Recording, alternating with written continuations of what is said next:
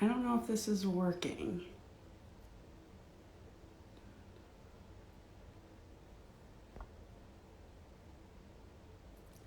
Hey, can folks hear me okay? Feel free to throw something up in the comments. Yay, Maggie's here. Okay.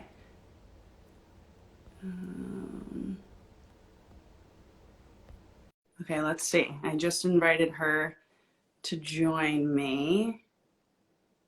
Let's see if this works. Hi! Hi! Yay! I'm so excited! It worked.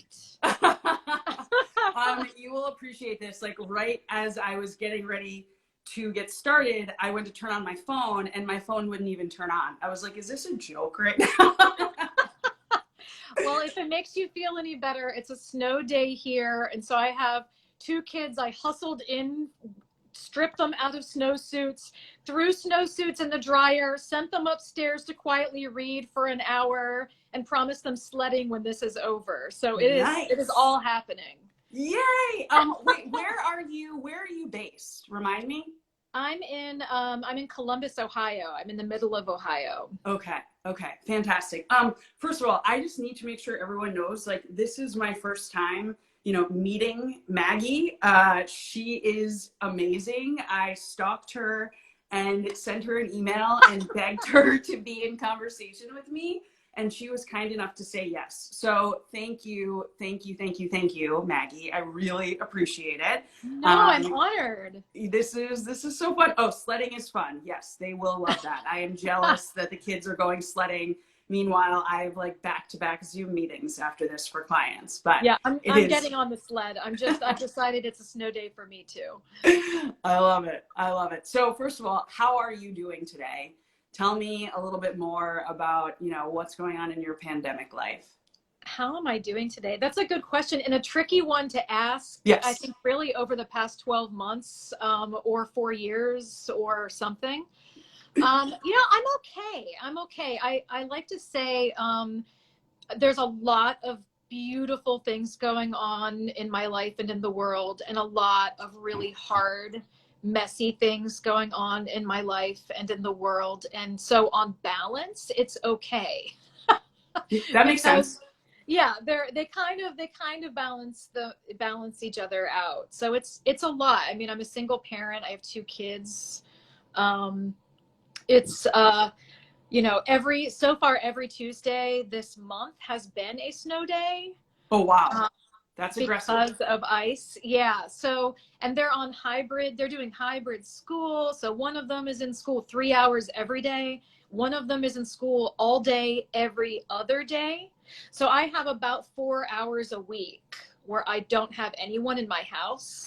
Um, so, like, there are two afternoons where after the commute, I have a couple of hours twice a week, where I can do my Zoom meetings or try to get some writing done or something. But really, other than those 4 hours, we're just all here all the time. That's a lot. It's a lot, but I mean, Um, the good thing is I love them.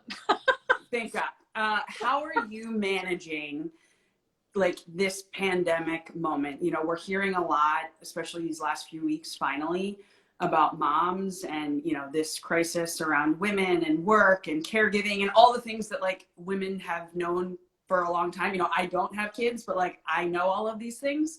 Yeah. So would love to hear, as a single parent, how are you doing? Like, how are you managing all of this? In some ways, I'm not really managing it. I've sort of put a lot of things on hold in order to, in some ways, be a stay-at-home mom right now because that's what they need. I work from home and I have worked from home for almost 10 years. So I'm always in this house, regardless of whether there's a pandemic or not. Yeah. It's just that usually my children are at school. So I'm able to get work done during, a 6 or 7 hour stretch while they're at school. And then it's not so bad. I can do a lot Yeah. during, 8:30 to 3. I can get a lot done, but not having the 8:30 to 3 has been tricky. So I've sort of put a lot of work on hold. And that's not, That's hard. Like, how are it's you feeling about stressful. that? cranky in a lot of ways. I mean, if I'm being honest, it's hard. There's a lot of stuff that needs to get done, and I'm the one who needs to do it. So, I get cranky about it, but at the same time, I also know it's temporary, and it's not as temporary as I would like. Last March, I was like, we got a few months of this, but in the fall, the kids will be back at school. And that did not happen.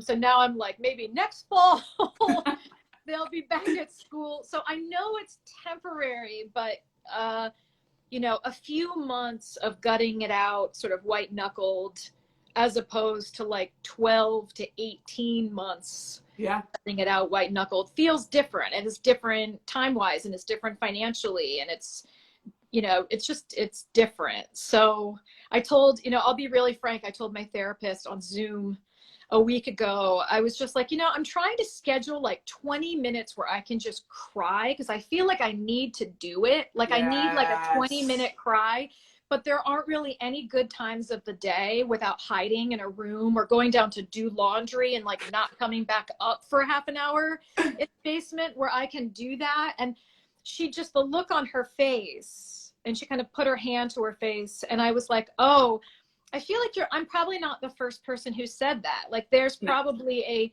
people crying in their bathrooms coffee table book that could come out of this. Shower cry.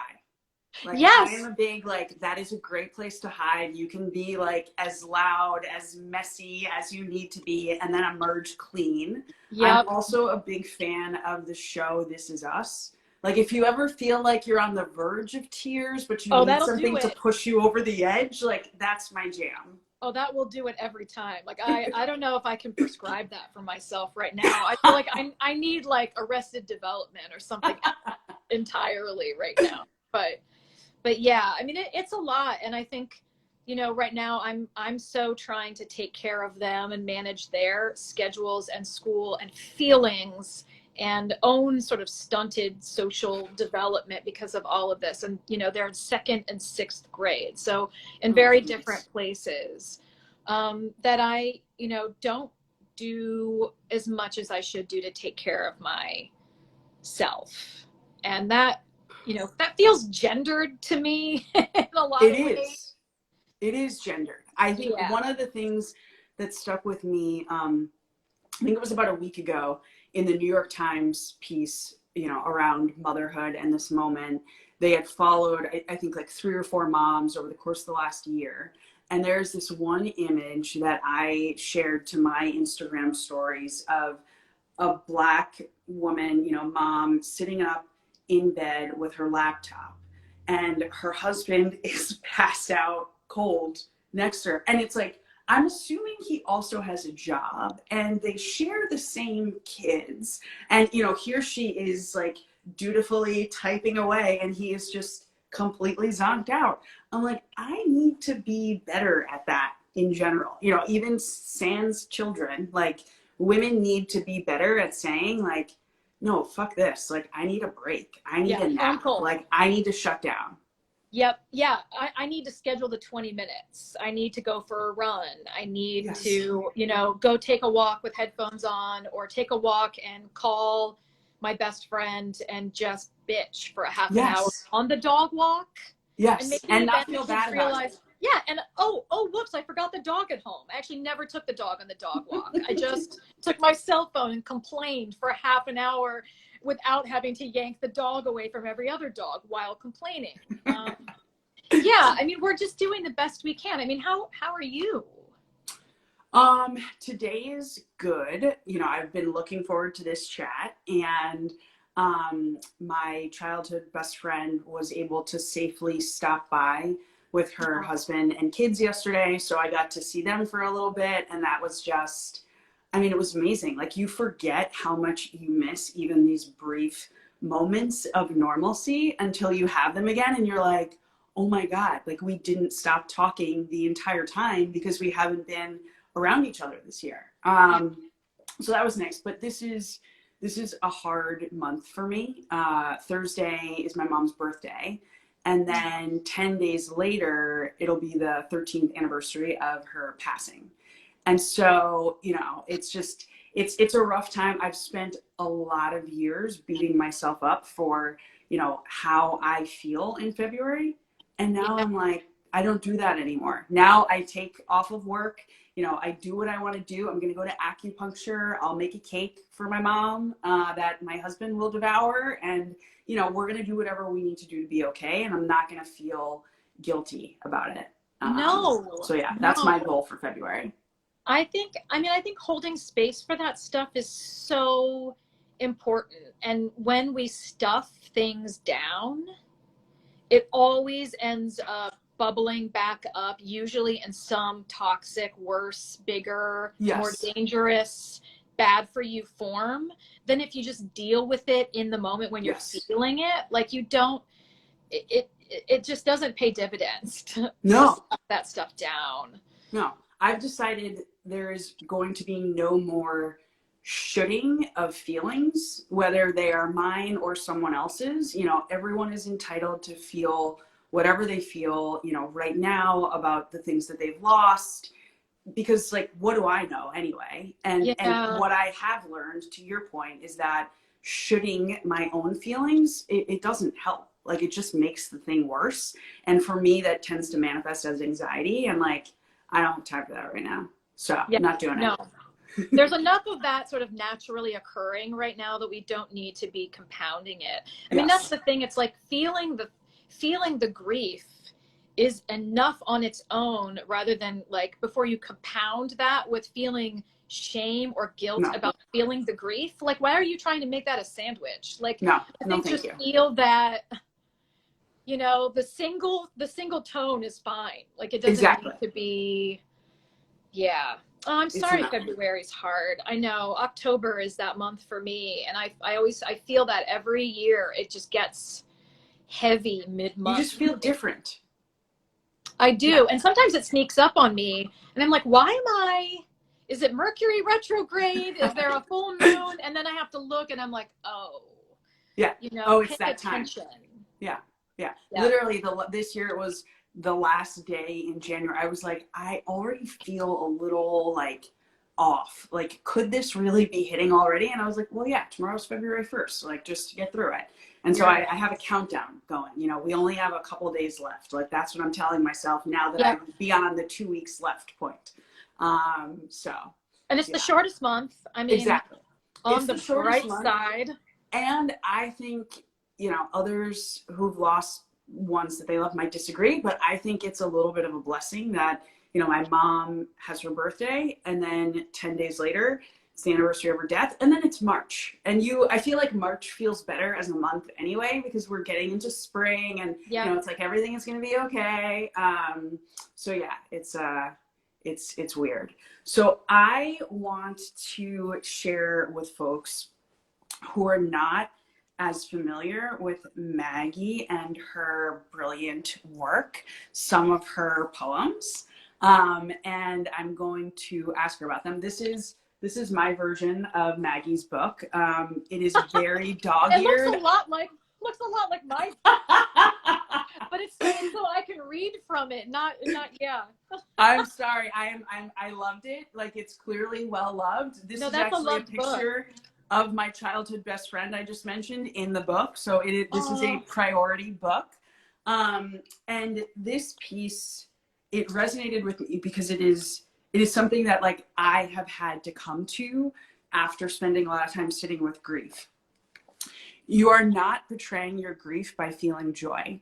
You are not being graded, and you do not receive extra credit for being miserable 100% of the time. Find pockets of relief, even happiness, when and where you can. Keep moving. And I wrote a piece on grief and joy for Vogue a couple of months ago. I loved it. Thank you. Thank you. You know, you've been through a lot. I've been through a lot. And one of the things that it took me a while to come around to is this idea that like grief tends to go like this. It is not this linear thing where, and you have another piece that, you know, speaks to this, like every day isn't going to necessarily be an improvement. But the flip side of that is every day doesn't also have to be completely and utterly miserable. You know, like you can have those moments of joy, you know, those times when you laugh hysterically, even in the midst of the worst of it. You know, I laughed so hard at my mother's funeral. There was this woman who, you know, I wanted this lady to sing a specific song at my mom's funeral, and for some reason, this is so terrible, but like I thought the woman had died. And so I didn't ask this lady, and instead, I know it's awful. This lady is like still alive now, but I was like, oh, she died. So like we didn't ask her. And then, you know, this is also grief brain, right?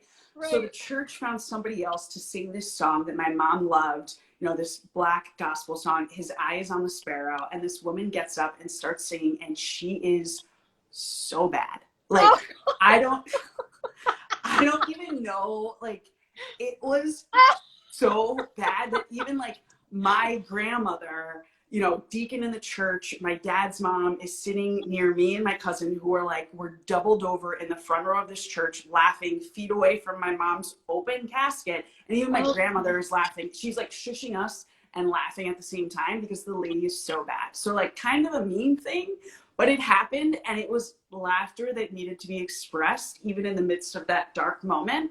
Yes. So yes, your words resonated with me. Oh, that cracks me up. I feel like I laugh a lot when things are really bad. And I think in some ways it's healthy, because if, you know, it's like sometimes it feels like you're in your car and it's like teetering on the edge of a cliff, and then suddenly like a song you hate comes on the radio. You're like, really? Yes. You know, Thank you. I think you have to laugh sometimes at how comically wrong things can go. But also I do think we need to find those pockets of relief, because I mean, I don't know about you, but I can't function if I can't laugh. And it doesn't mean that every day is a joy fest. I mean, there are some days that are just hard. Some days are hard. And honestly, those days I usually don't answer my phone. I don't respond to texts. I don't answer my door. I go underground. Like I'm a big withdrawer. So people know if I'm hurting, I'm not talking about it. Like the days that I'm posting stuff and talking about therapy or talking about whatever, those are days I feel okay. Same. If you don't hear from me, that's when you need to like wonder how I'm doing. And, you know, having time to just laugh. Yeah.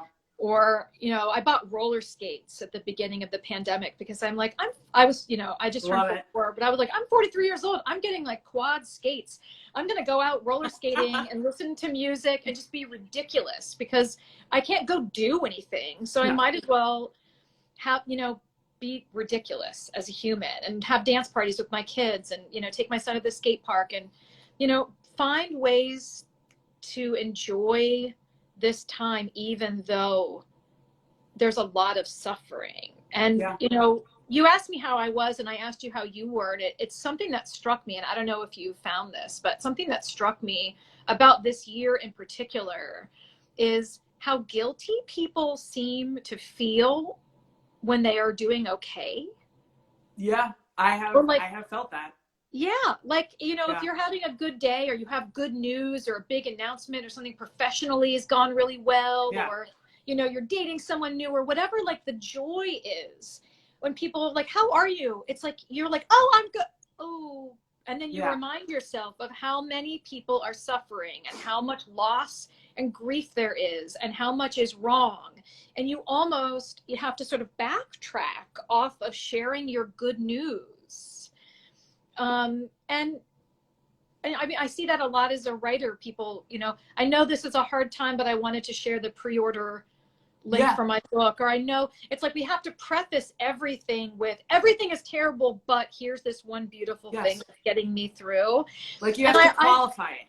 We have to qualify it. I see more women doing that than men, I have to say, but it would be nice if we could just live with the and-ness of this, which is that things are hard and things are good, and that some days are more hard than good and some days are more good than hard, but it's not necessarily a but or I love that. I apologize for my happiness right now in the midst of all this suffering. It's like, no, actually, like the thing you're your sharing is actually growing something that we're all drawing from.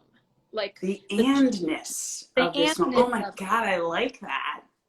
I mean, Ooh, when I like someone that a lot. shares good news with me, even when I'm having the shittiest day, I'm like, I'm not resentful of that person's joy. I mean, that would No. make me a very small, bitter person. I'm like, okay, good things are still happening. And if it's happening to them, maybe tomorrow's my day, or maybe next week's, or March. Maybe March is my month. I just think, you know, we're building something that we're all drawing from, and we should be doing that without apology, you know. And you know, Love yes, that. reading the room, like maybe not, maybe also reading the room and Yeah, not yeah. going on and Have some on about sense. all of the indoor dining we're doing. Maybe don't Yeah, do that. yeah. That's just foolishness. Yeah, That's just foolish. that's not joy. That's That's stupidity. not joy. That's like showing off. But I mean, Yeah, if you're having a really happy moment because of something that's happening in your professional life or in your family or whatever, I don't know, why not share that with others? no, we need more, or at least I know I need more moments of celebration. Same. Oh my God, I love it. The andness. Yeah, we need to make sure somebody writes that down. That is that. Oh, somebody's got it. I see you, Erica. Thank you. Good. And this. All right. Excellent. That's fantastic. Oh my goodness. So tell me, like, some of the things that you are doing on a daily basis to laugh. You said dance parties with your kids. Like, what else are you doing? Because I will tell you, I learned something interesting recently that I hadn't thought of before. I had someone ask me, you know, like what I was doing to experience like joy and happiness and to like take care of myself. And you guys can't see this, but I'm facing my Peloton. Like, we are workout people in this family. I do a lot of exercise, you know, I meditate and I share that. And, you know, I was like, I've been trying to sleep more. Like, those are my things. And she said, that's relaxation, which is different from joy and like fun. You know, like what are you doing for fun? And I was like, oh, it like blew my mind because I felt like I was checking all the boxes. And so I realized, I mean, the things I do for fun, it's pretty dorky.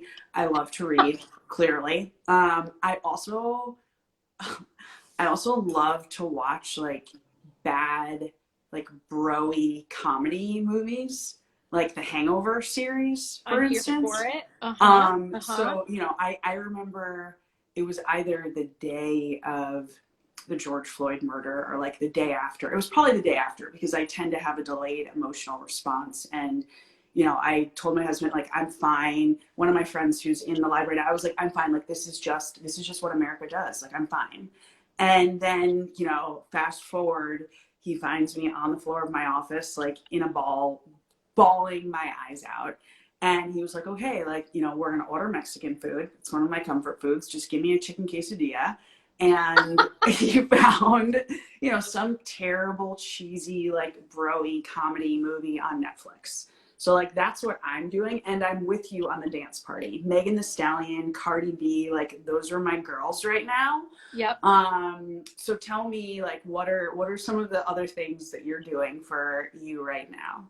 I love that there's this sort of distinction between relaxation as Yeah, self-care and fun as yeah, self-care, because peace and joy don't feel the same, true. right? I mean, I want both. Like if they're Yeah, both on the menu, I'm ordering both. yeah.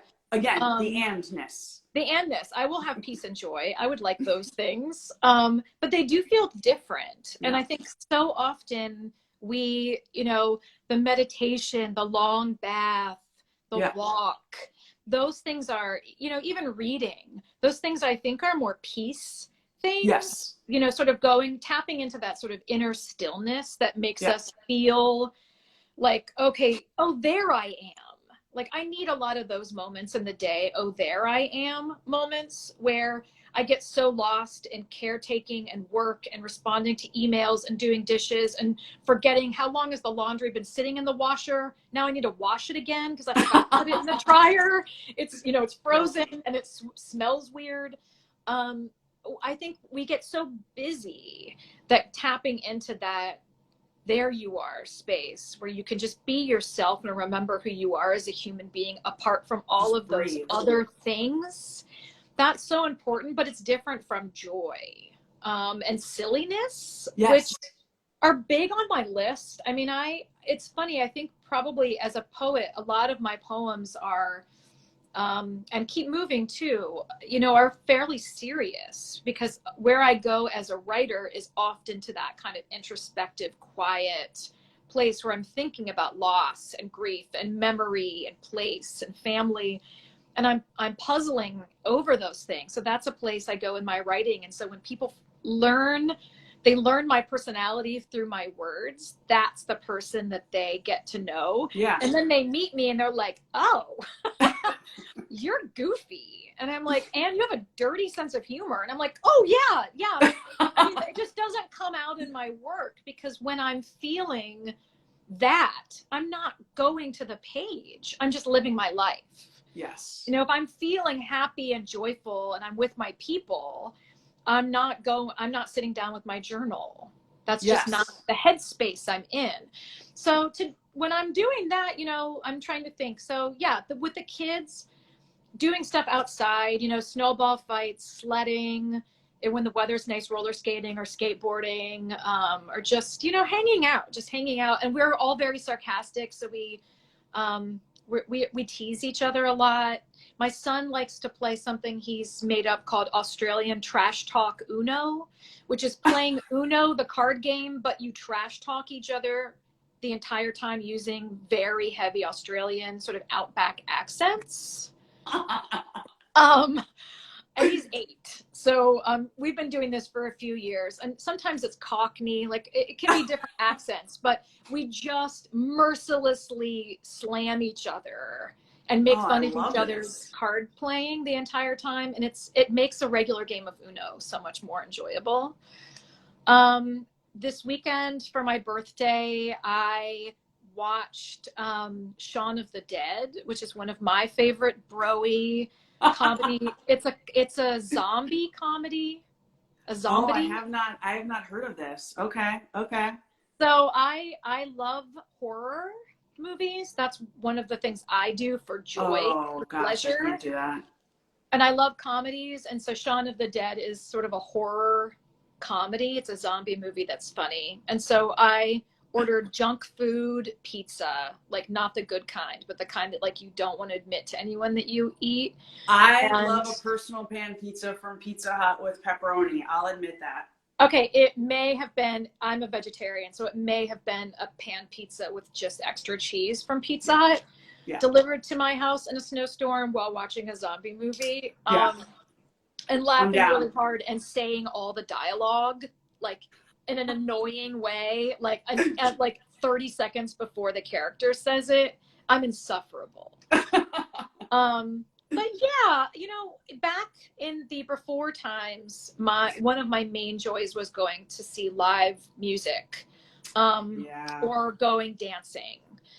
And so like I would go once a month. There was like a club here in Columbus called Ace of Cups that had a dance party that was Motown. Oh my God. My friend Dawn and I would go, and it was on our calendar as a standing date, and I would get a sitter, and we would go until close and just dance to Motown as 40-something-year-old women. And we just did not care. We made friends. That sounds so fun. I was later at a bookstore, and a woman came up to me and she's like, aren't you? And I thought she was going to say the poet. And she said, didn't we dance together at the heat wave a couple weeks ago? And I was like, oh, wow.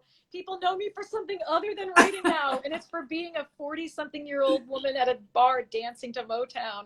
I love it. So yeah, music is sort of my happy place. Do you feel like, you know, your writing, to your point, it is like heavy and it's grief and, you know, very meditative and deep. Like, do you feel like there are things that you have to do to like get to that place where you can write this stuff? And then on the flip side, like, are there things that you need to do to like come back from that? Because one of the things that I'm struggling with, you know, like I'm writing my first book. I have absolutely no idea what I'm doing. People keep asking me questions about book writing. I'm like, I don't know shit. I don't have a book done yet. And even I when don't I'm either. done, I don't think I'll know anything. No, you But I keep am yourself struggling fresh. with like the emotion of it. Yeah, I mean, in some ways, like that, the writing, it's kind of a weather in my brain, is the best way I can describe it. And so some days I wake up and I feel like it's poem weather.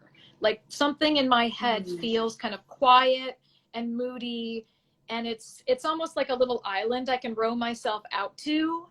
And then I'm spending time there, and then I have to row myself back to the regular world where the dishes are waiting and the kids need lunches packed, or want to play Monopoly or whatever. So it's, in some ways hopeful that I write mostly poems, because it is something I can do a scrap at a time. Like if I get an idea for a line, or I look out the window and something about the snow makes me think of a metaphor, I can just jot it down in my little yellow notebook and then set it aside. I don't have to spend 3 hours. That I can come back to it. So that's the good thing. The bad thing is that to make any real headway, I need sustained quiet. Not really quiet time, because I often listen to music while I write, but at least uninterrupted time where no one is asking me to slice an apple. So that uninterrupted time is really hard to come by. Especially right now. So this has been, I feel like I've been, for the past year, seeing all this stuff on Twitter and people writing articles about how productive we should all be this year, because we can't travel, we can't take vacations, we can't do this, we can't see the people we love. And so shouldn't we be making X, Y, and Z and accomplishing X, Y, and Z? Stop. And it makes me want to pull my hair out. It's like, this is not, none of the past year has felt like a writing residency to me. No. That's not what this is. And I think if you are someone who has managed, Zadie Smith, who is a miracle worker with her new book of essays, if you have managed to make something during this time, I salute you, I celebrate you, I will buy it. I think it's amazing. I aspire to that, but I think that should certainly not be any expectation of the norm right now. No, we're surviving. We're surviving. If we can, we're living, we're caretaking ourselves and perhaps other people in our home and animals. Maybe we're watering our plants if we remember. I think, any expectation of productivity, we should be cutting ourselves some slack in a big way. I agree. I think we underestimate the full impact of this moment. And to be clear, like, I have been very fortunate and I have accomplished quite a bit in the last year, which has also felt weird, like my separate worlds of grief and racism collided, and now I'm writing a book. You know what I mean? Like, there is discomfort in that for me that I still am working through.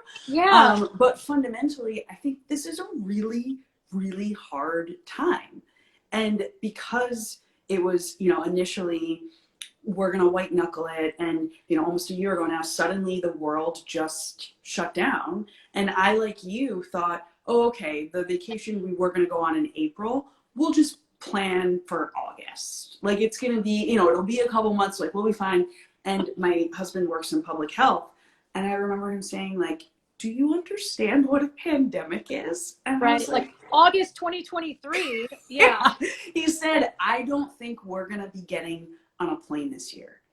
And I was like, you're crazy. And I'm going to go get myself a drink in case you're right. Right now. I haven't been on a plane since March 2nd, 2020. Yeah, same. January of 2020. And I'm usually, I mean, a lot of my professional life is travel based. It's like teaching a workshop here, giving a reading here. I mean, I just had a Zoom book tour where I traveled around the country in this chair, in this very room, which was wonderful in a lot of ways, because I didn't have to leave my kids. And so there are perks to this, and I'm always trying to see the silver linings where I can. But yeah, I mean, I don't think any of us really expected it to be what it's been. you said something that made me think about your sort of worlds colliding. It's like writing and thinking about grief, and writing and thinking about racism, and having a complicated relationship with writing a book based on those things being so front and center over the past year. And I guess what I want to say is that's your material. And I hope you... So weird. I know, but I hope you don't... I hope you know that because it's your material, that you're uniquely positioned to comfort and educate people and in this, and that is a burden in itself.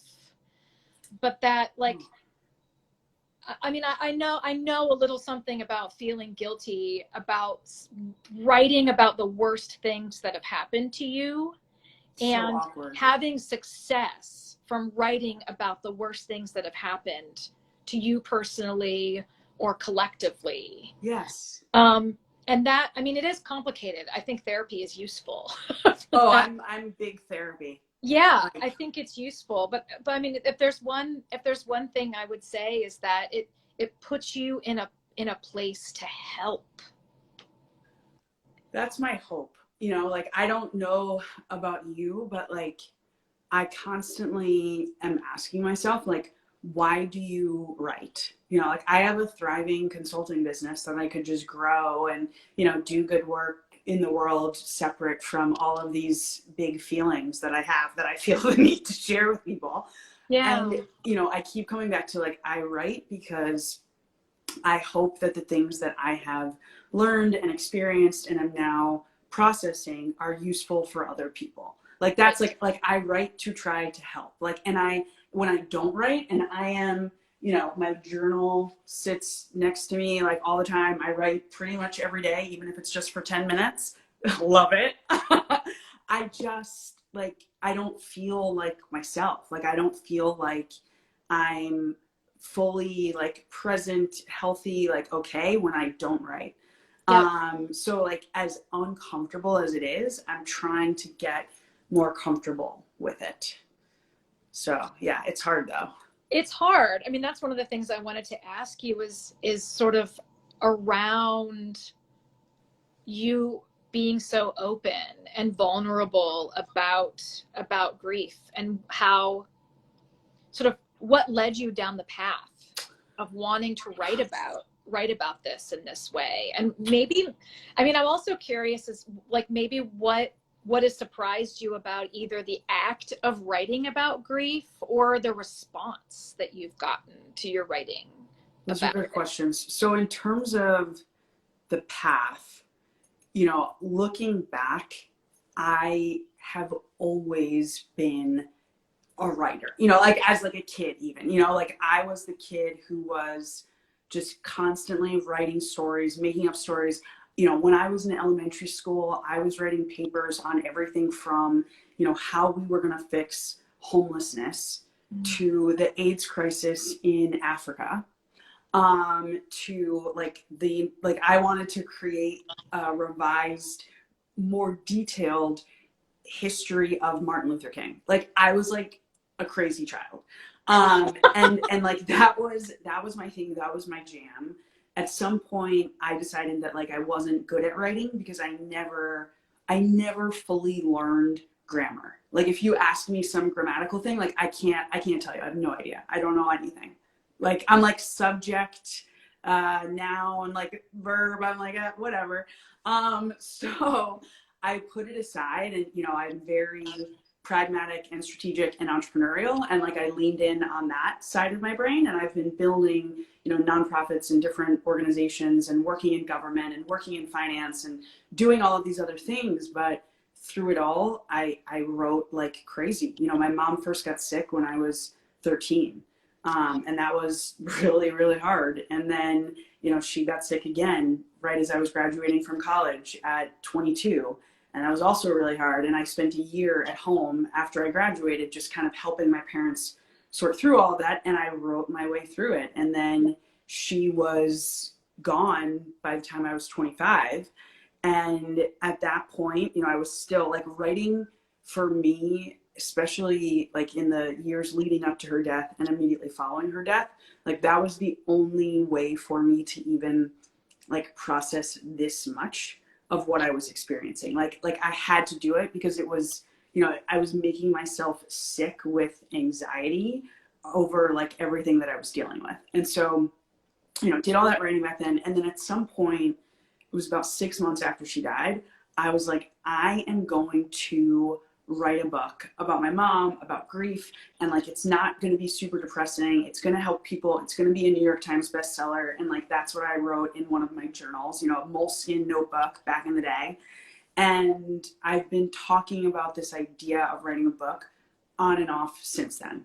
Every so often I would bring it up to my husband and he'd be like, okay, so like, when are you going to write it? Like, what's your plan? Like, he's like, okay, come on, just like write the damn book.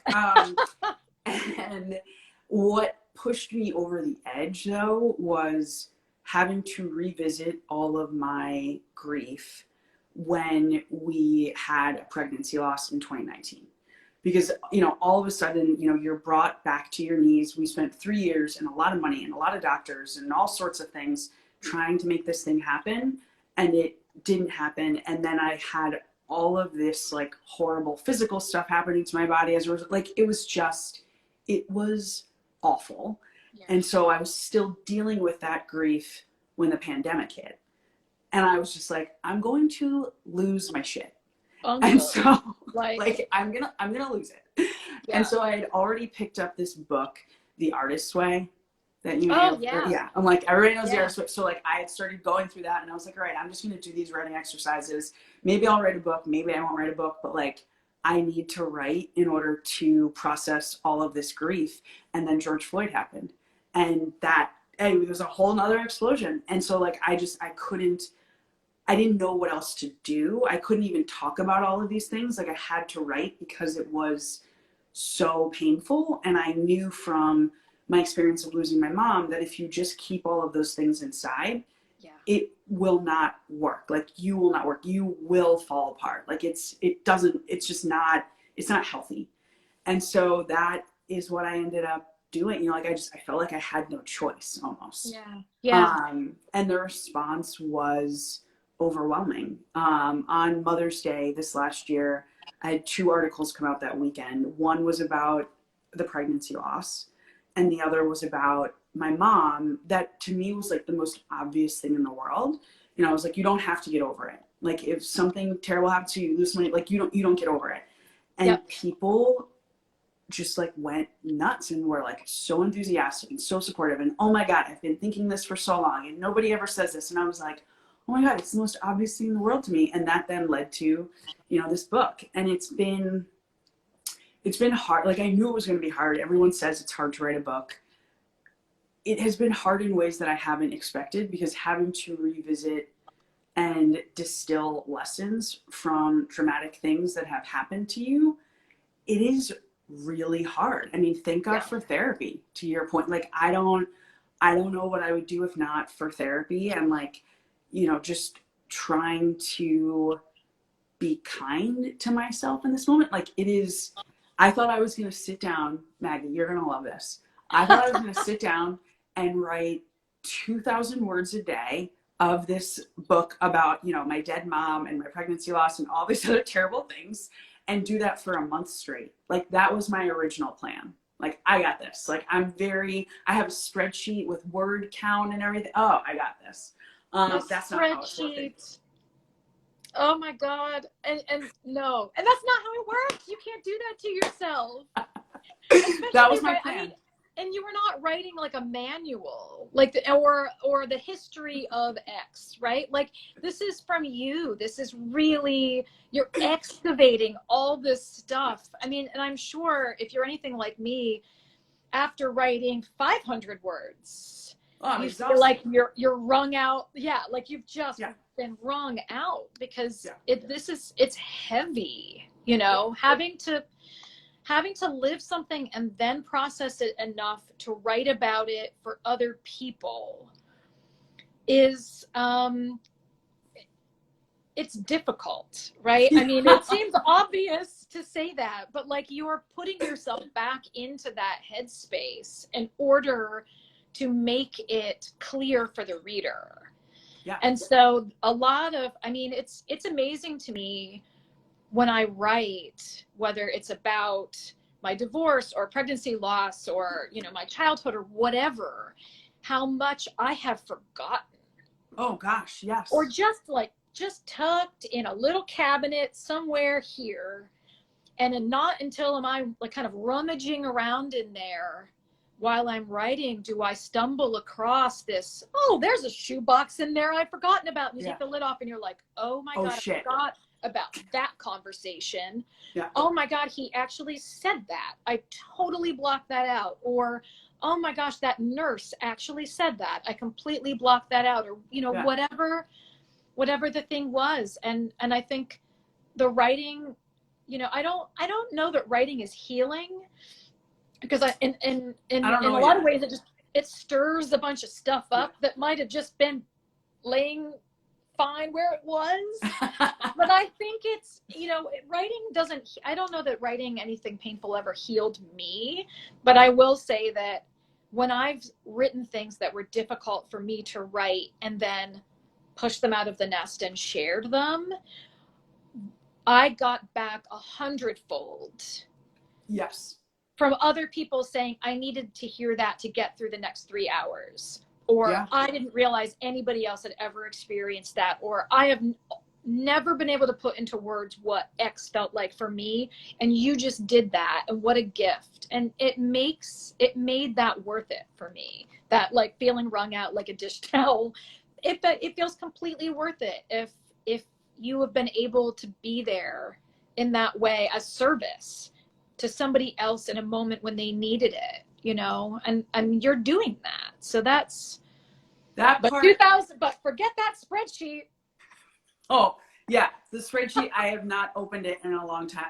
Oh my gosh, the first few days of just dedicated writing time, I stressed myself out so. I was a fucking basket case. I emailed my therapist. I was like, I think I need to see you like today or tomorrow if you're available. You know, I know we don't have an appointment, but I think I'm doing some things wrong. And then in my case, like I have all of this content from that period of time. So it's not even just like, you know, going back in my mind to that, you know, 22, 23, 24-year-old, I can read her words. And some of them are like batshit. Like, I'm like, oh my God, like, how were you not in therapy through this time period? Like, how were you not, you know, getting these things that like you clearly needed? But like, I didn't know that I was experiencing anxiety or like depression at different points. I just feel really sad, like all of the time, you know, because it's like a kid. Duh. Right.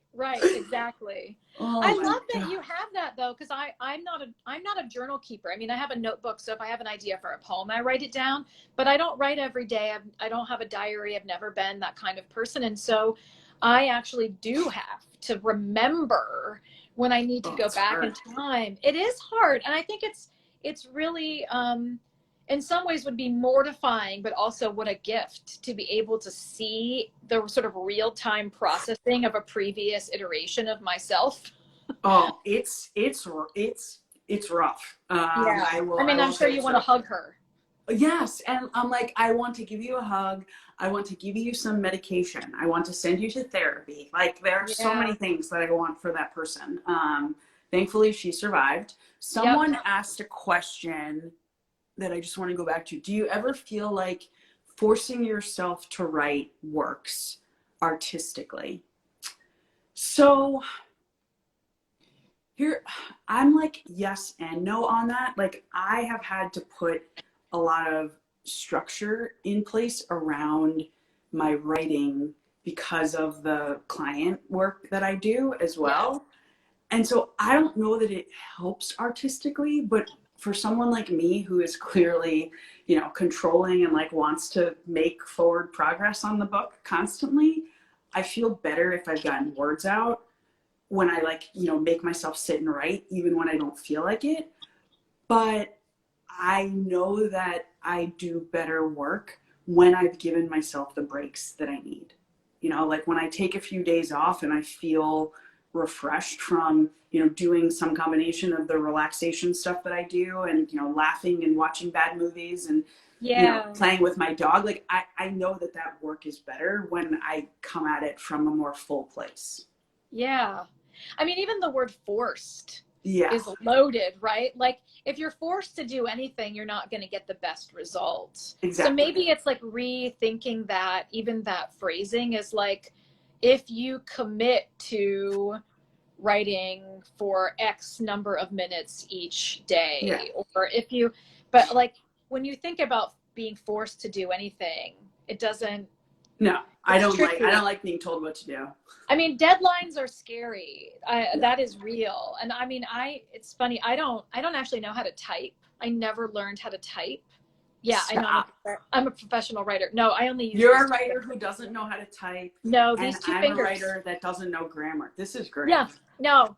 I grammar I'm okay with, but then when I type, it's like this. So I have, I have to write everything longhand because my brain works better with my pen, which means then Mm. going back with these two fingers and then typing, keying in everything that I've messily scribbled on a legal pad. So it takes me a really long time to write anything, which is probably why I'm primarily a poet and I write things that are about this big, because the effort is so great to get it Oh my out. goodness, that's amazing. So on the other hand, I can type very fast. You know, I took keyboarding in high school back when that was a thing. Um, but I feel overwhelmed by like a full, you know, blank piece of paper on a computer screen. And I'm of course one of these people that has a giant monitor, so it's like a huge blank piece of paper. So I have always written my articles that I write on my iPhone in the notes section, like do Yep. do do do. I started doing the same thing with the book. Yeah. And now have this like a little bit of an injury here from From so much. vomit. Yes. Yeah, I mean, you know, this is a good reminder that like if you're meant to write something, you'll figure it out. It You'll doesn't find matter a what way. hacks are required. Oh my Correct. God, this is so much fun. I'm trying to think if I had anything. I wrote a list of things that I just wanted to make sure I had a chance to We could ask do this you. for hours. That's the I sad part of all of know. this is that and plus we're all so like socially deprived right now that when we get to have a talk with like a cool, interesting, funny adult, we're just like, can we do this all day? Yeah, can we hang out? Like, do you want to meet up in a couple hours for Yeah. drinks? Like, Why are we not doing this at a coffee shop or at a bar? I don't know. Oh wait, now I know why we're not. I know. I'm like, when's the last time I was inside a bar? Gosh, I don't know. I miss bartenders. I know that's Me like kind of too. random, you know, but like No. when you could walk into a place and tell someone like, oh, you know, I really like to drink something that's like this, and you just trust that expertise. Like I miss that in those kinds of interactions with strangers. Let's just at least vow to, once we're able to do some of these things again, like not take those small Oh, experiences for granted. I no, feel like I'll never hug someone again without thinking about like this period of time when it was not possible. I know. It's Yeah. so weird.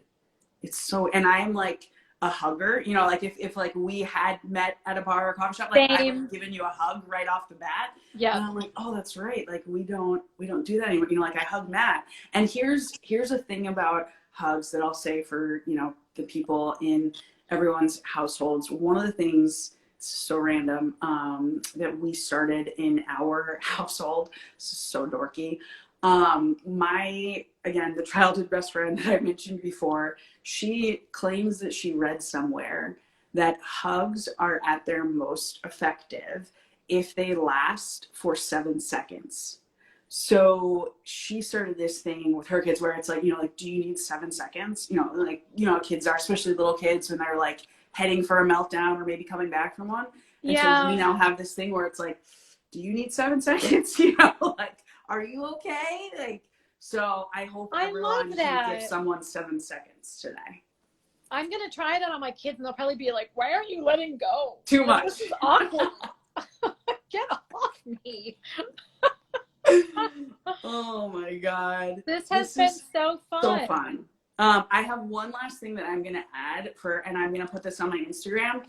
I am going to be doing a giveaway of Maggie's book because it is so excellent. And I know so many people will benefit from it. I mean, if I could give away like 100 of her books, I would do that because it is that good. So folks, be on the lookout for that. I will be figuring out how giveaways work this afternoon and posting it to my Instagram. Thank you. I love that. I love that a book will be finding its way to a new home. That's exciting. Yes. Yes. And I can't wait for yours. So thank you. Thank you. We have a ways to go. My manuscript is due in May. So okay. You got this. We're getting there. You got this. Yeah. Maggie, thank you. Thank you. Thank you. I really appreciate you taking the time out of what I know is a super busy schedule, especially with the 2 kids. So thank your kids as well on my behalf. I will. And once this is over and we're on the other side, we will do this in person with drinks of some kind. May it be so. It's happening. All right. It's happening. Thank you. Thank you. Thank you. Thank you everyone who joined. I appreciate it. Take care. Have a good rest of your day. Bye. Bye, y'all.